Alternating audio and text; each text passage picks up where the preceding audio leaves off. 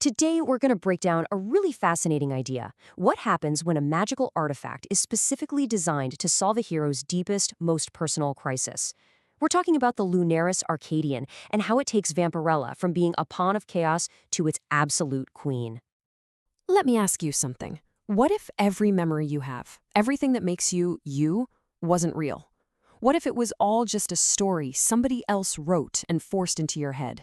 A tangled, contradictory mess designed to keep you lost and broken. Well, for Vampirella, that's not some weird thought experiment. That's literally her backstory. She's been told she's an alien refugee, the daughter of a demon, and a dozen other things that just don't add up. Her own mother, Lilith, implanted all these fake histories, leaving her with some serious identity issues and trauma. So yeah, let's dive into that.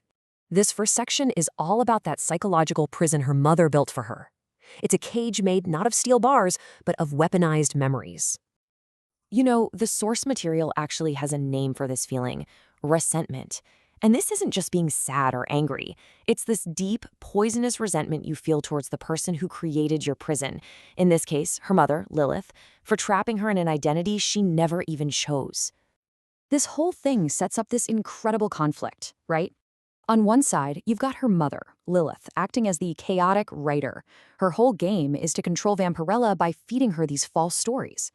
But on the other side, there's this potential for an interpreter, someone or something that could help her find her own meaning in all that chaos and finally write her own story. But to break free, you need a key, right? A catalyst. And that's exactly what she gets in the form of this incredibly mysterious and powerful artifact. And that brings us to our next section, the Stone of a Dead World. Now get this. This thing is not just a magic gem. The Lunarus Arcadian is a piece of the core of a dead planet. It's a fusion of crystallized magic from an entire extinct race and the actual gravitational energy of a moon. It's science and sorcery literally mashed together into one object.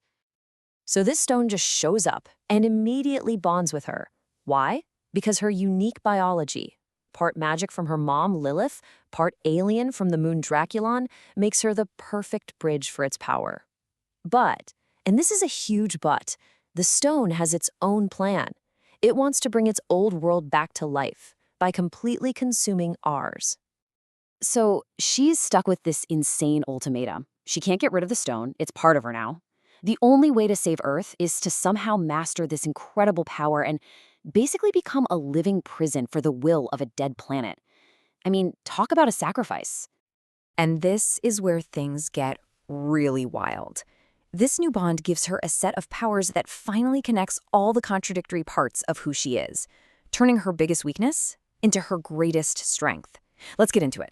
Science meets sorcery. Her new powers are this perfect reflection of that union.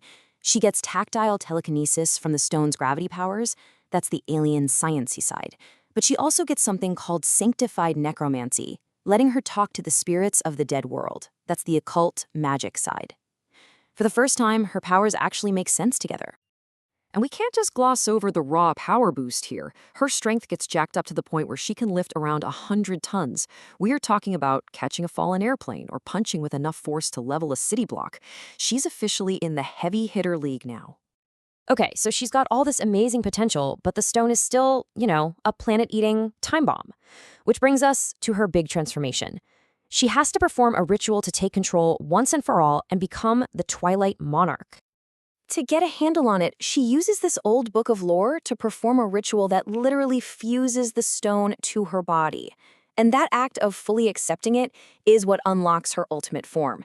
It lets her finally master its crazy energies and turn this world-ending threat into her own personal power source. And the upgrades she gets are just staggering. Her senses go planetary. She gets this echolocation sight that can map an entire city in an instant. She can blast out sonic screech cannons or shoot black light fire that eats magic. And maybe the biggest deal of all, her old weaknesses to sunlight and holy symbols, gone, completely erased. She's on a whole other level now. This physical transformation is obviously incredible, but it's really just mirroring a much deeper philosophical change happening inside her. She is finally ready to face her creator and become the true author of her own life. She becomes the self-begotten queen.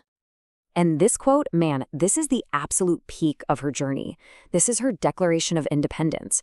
She's not trying to figure out which story was true anymore. She just accepts all of it, all the lies, all the chaos, and uses them as bricks to build her own identity. She's telling her mother, you don't get to direct my life anymore. I'm the author now. So, in the end, the Lunarus Arcadian gave her more than just new powers. It gave her the tools she needed to finally solve her own existential crisis.